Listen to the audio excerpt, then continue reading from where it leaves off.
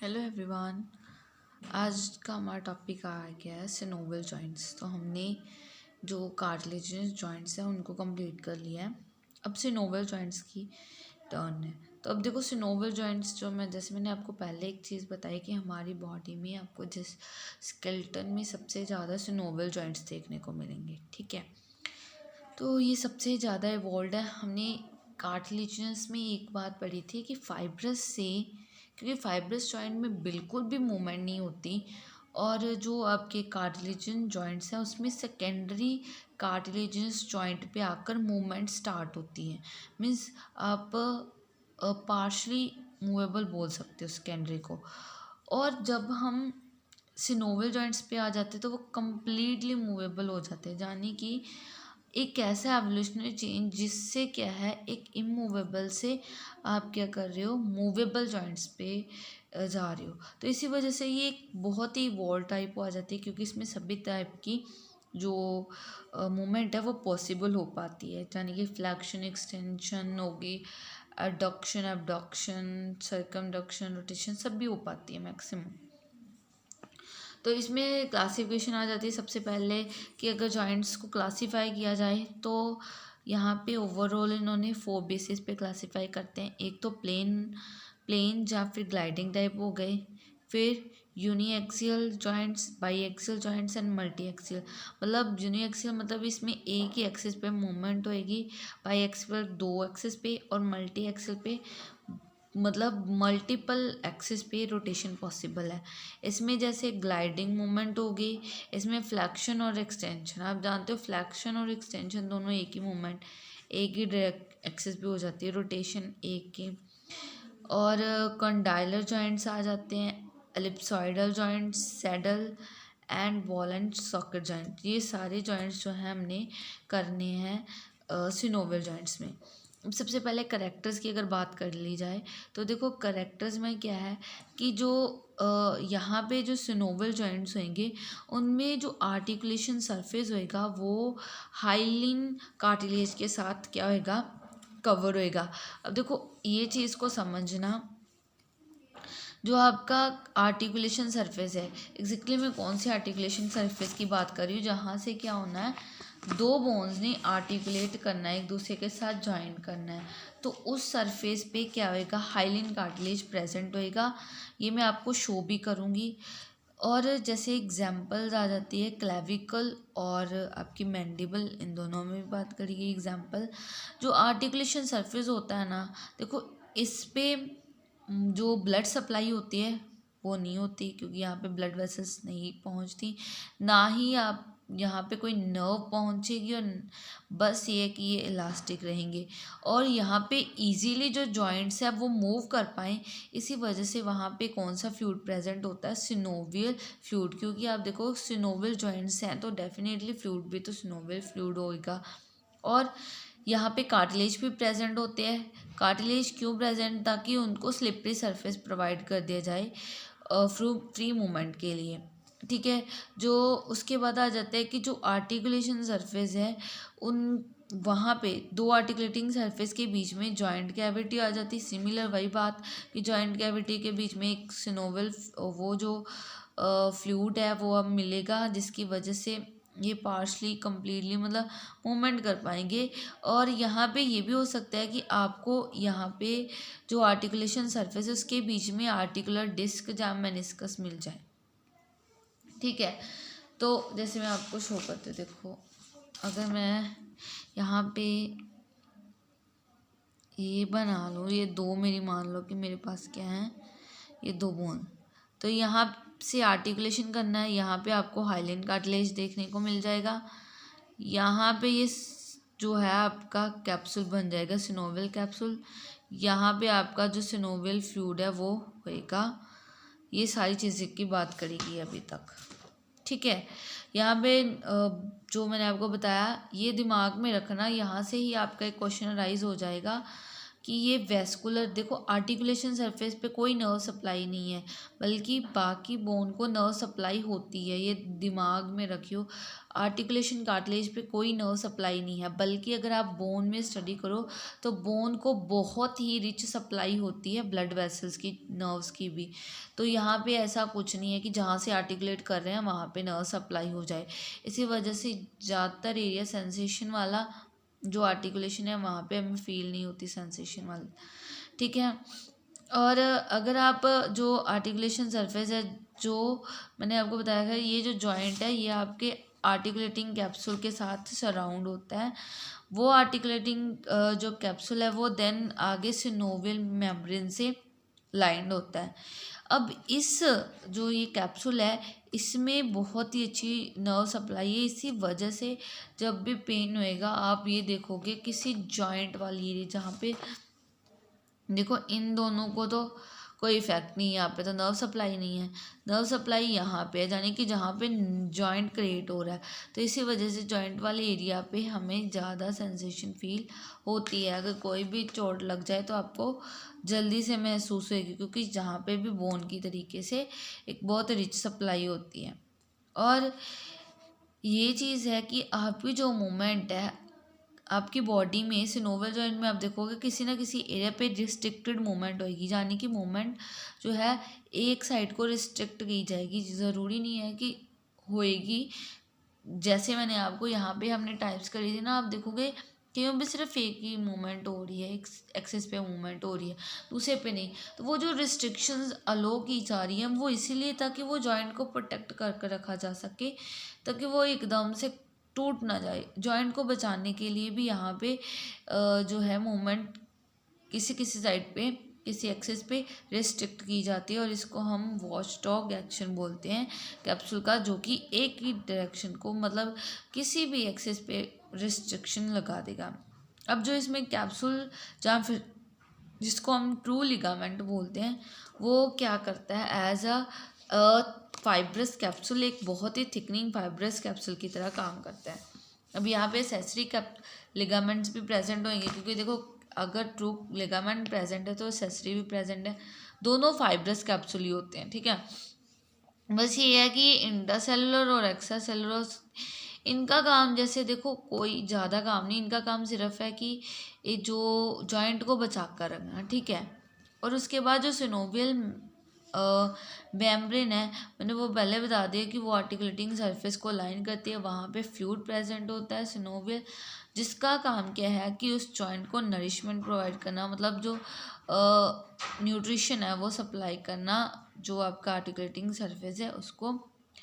और यहाँ पे जो विस्कोसिटी है फ्लूइड की, यानी कि फ्लूइड जो है विस्कस है, जैसे संघना है जिसको हम बोल देते हैं, ऐसा फ्लूइड है, क्योंकि वहाँ पे आपको हेलियोरनिक एसिड देखने को मिलेगा, जो कि सिनोवियल मेम्ब्रेन की ओर से सिक्रीट किया जाता है।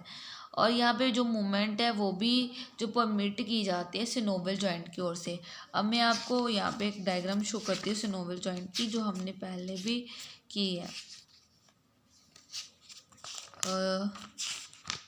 यहाँ पे देखो ये है हमारे पास डायग्राम सिनोवियल जॉइंट की। अब देखो यहाँ पे आप चीज़ नोट करोगे कि यहाँ पे एक मेल सरफेस है, एक फीमेल। मैंने आपको पहले ये टर्म दो क्लियर कर दी थी कि मेल सरफेस जो आपका सरफेस, जैसे दो बोन्स है जिनमें जो बड़ी बोन होगी वो उसको मेल सरफेस कंसीडर किया जाएगा, फीमेल को जो छोटी वाली बोन होगी उसको फीमेल सरफेस कंसीडर किया जाता है।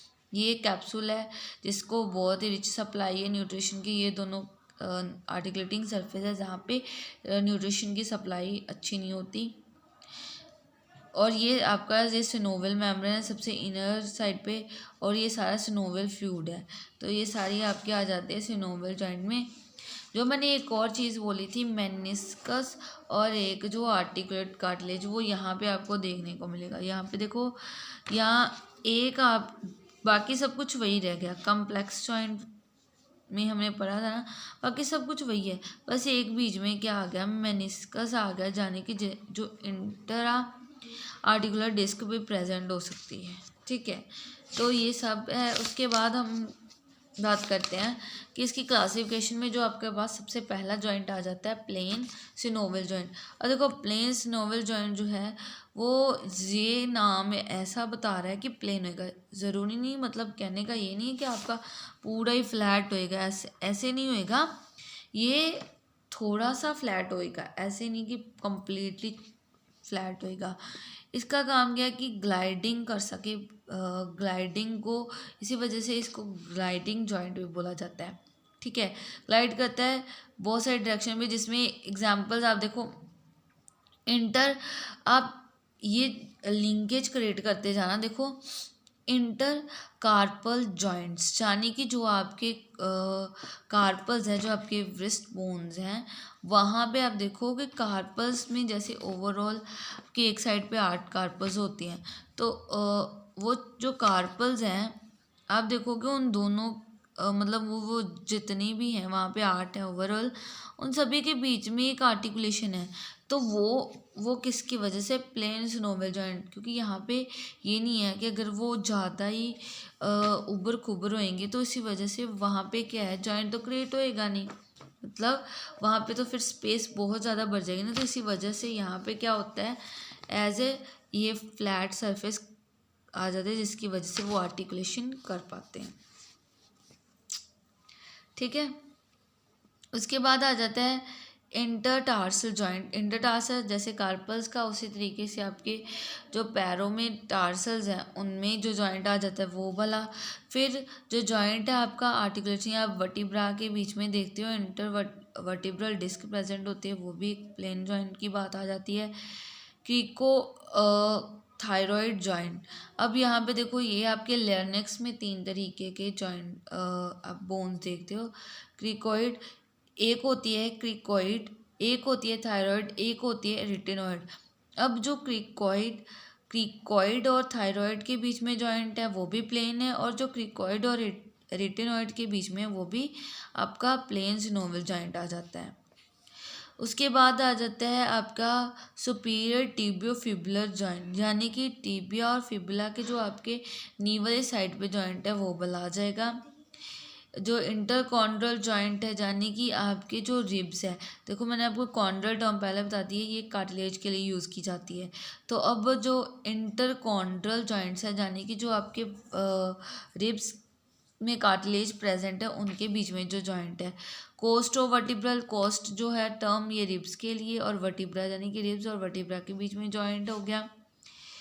कोस्टो ट्रांसवर्स जॉइंट, और उसके बाद आ जाता है acromioclavicular with intra-articular disc.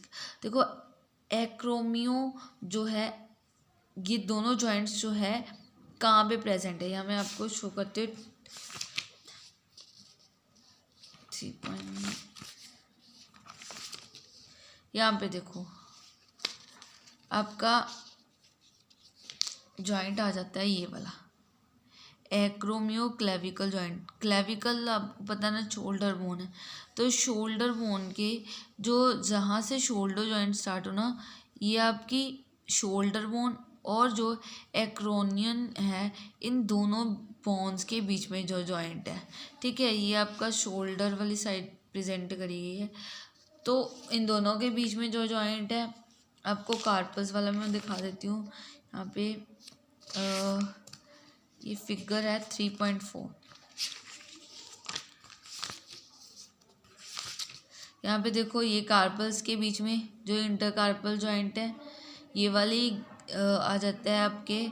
और अगर फुट का देखोगे वो भी ऐसा ही मतलब होएगा, और जो आपका जॉइंट होएगा वर्टिब्रास के बीच में वो भी यहाँ पे शो किया गया आपको 3.2 फिगर में। यह देखो मैंने जैसे आपको बताया कि वर्टिब्रास के बीच में एक डिस्क होती है। तो नॉर्मल है, जो चीज़ें आपने पहले पढ़ी है वही है। तभी अगर आपका पहला क्लियर है अच्छे से, तो ये वाले ऐसा आपके लिए नॉर्मल चीज़ है। ठीक है, उसके बीच में आ जाएगा कार्पो मेटाकार्पल, यानी कि आपकी कार्पल और जो आपकी मेटाकार्पल उन दोनों के बीच में जो जॉइंट आ गया। फिर टार्सो मेटाटार्सल, यानी कि टार्सल्स और मेटाटार्सल्स के बीच में जो जॉइंट है। इंटरमेटाकार्पल, इंटरमेटाटार्सल यानी कि मेटाकार्पस के बीच में जो जॉइंट और टार्सल्स के बीच में जो जॉइंट, कॉन्डोस्टर्नल यानी कि जो आपका कार्टिलेज रिब कार्टिलेज है और स्टर्नम है, उन दोनों के बीच में जो जॉइंट।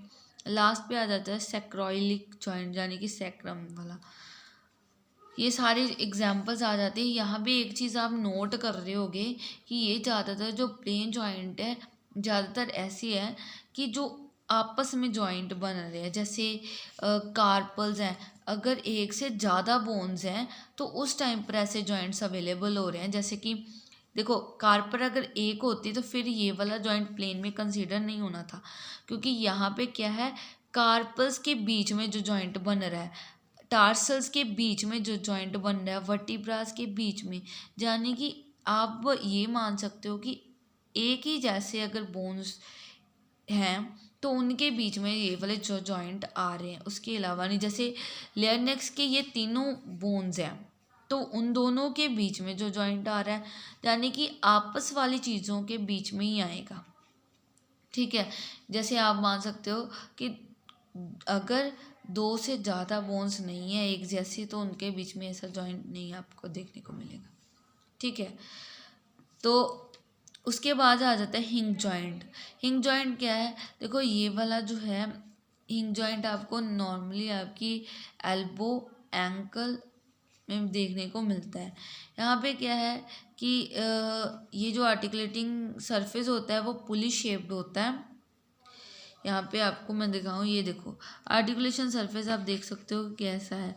तो जैसे मतलब किसी चीज़ को धक्का दे रहे हो ना, वैसे है, मतलब इधर इसको रोल आउट हो सकता है।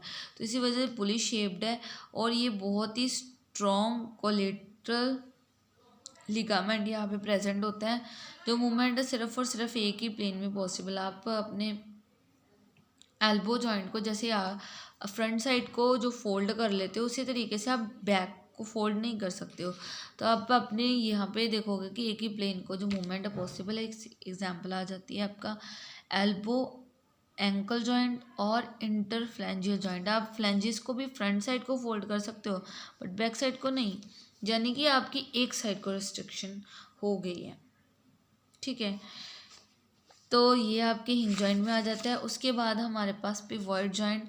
पिवॉइड जॉइंट में क्या आ जाता है, यहाँ पे आपके पास आर्टिकुलेटिंग सरफेस जो है उसके बीच में एक सेंट्रल बोनी पिवॉट प्रेजेंट होएगा। जैसे आप यहाँ पे जो सेंट्रल पिवॉट प्रेजेंट होएगा और जो वो जो मतलब ऐसे गड्ढा टाइप प्रेजेंट होएगा ना, वो किससे कवर होएगा, ओस्टियोलिगामेंटस रिंग, यानी कि बोन और लिगामेंट की रिंग से कवर होएगा। यहाँ पे भी एक ही टाइप को मूवमेंट, एक ही एक्सिस पे मूवमेंट अलो होएगी, क्योंकि स्टार्टिंग पे आपने ये जो क्लासिफिकेशन में नॉर्मल ट्रेंड देखा है। यहाँ पे देखो पिवॉइट और हिंग दोनों का काम एक जैसा है, एक ही डायरेक्शन को मूवमेंट। इसमें एग्जाम्पल आ जाती है सुपीरियर और इन्फीरियर रेडियो अल्नर जॉइंट, यानी कि आपका रेडियल और अल्ना का ऊपरला और नीचे दोनों के जो जॉइंट्स हैं वो आपके कैसे हैं, पिवॉइड जॉइंट। और जो एटलेंटो एक्सियल, यानी कि आपकी जो स्कल की सबसे पहली एटलस है और दूसरी जो एक्सियल, इन दोनों के बीच में जो जॉइंट है वो भला भी कैसा है, पिवॉइड जॉइंट। ठीक है, तो हम नेक्स्ट वीडियो में इसके जो कॉन्डाइलर एलिप्सॉइडल जॉइंट्स और सैडल बॉल एंड सॉकेट इन सभी की बात करेंगे। तब तक आप इन तीनों जॉइंट्स को ध्यान से कर लो और इन्हीं की एग्जांपल्स को ज़्यादा फोकस करो। Okay, thank you.